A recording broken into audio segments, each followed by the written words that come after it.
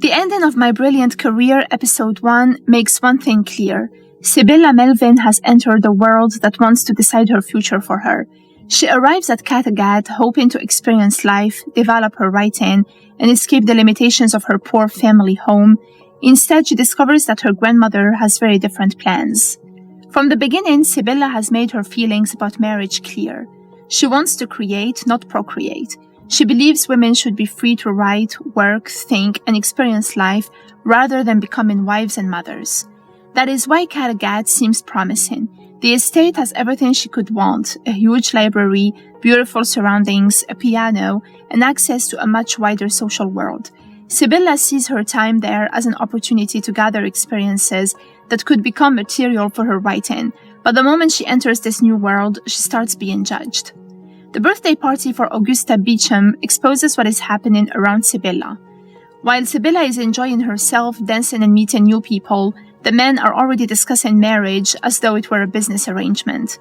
Frank Hawden admits that he's under pressure to return to England with a bride because his father could cut him off financially.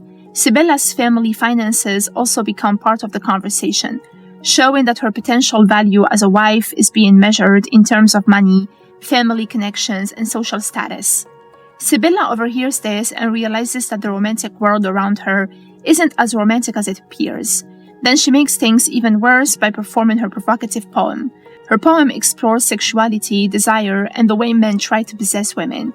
The guests are shocked, while Mrs. Bossier sees the performance as a complete social disaster. For Sibylla, the poem represents what she wants to be, a writer who is free to express herself. For her grandmother, it proves that Sibylla needs to be controlled. Mrs. Bossier proposes Frank Hawden as a possible husband.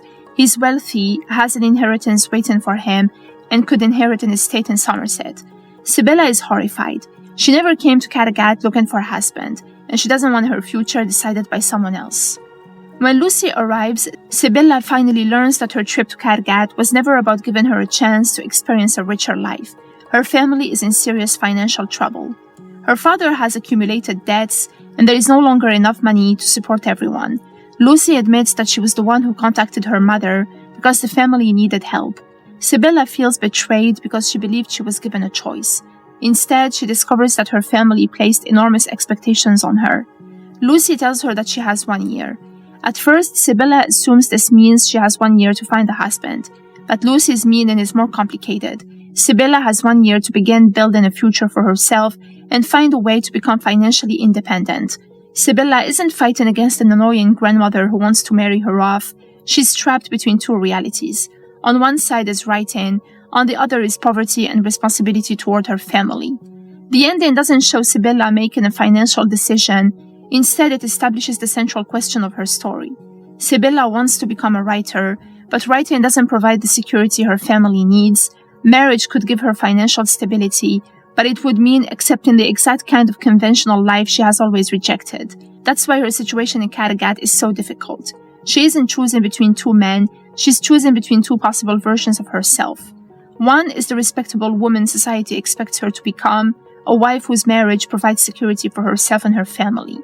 The other is the independent woman she believes she can become, a writer who controls her own life, even if that path is uncertain and difficult. And the episode has already shown us which option Sibylla wants.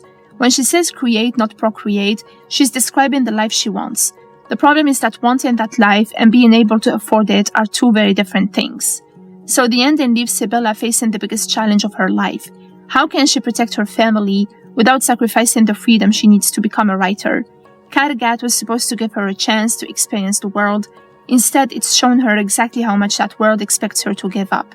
And with only 1 year to figure out her future, Sibylla now has to find a way to prove that she can build a brilliant career without becoming someone else's idea of the perfect wife.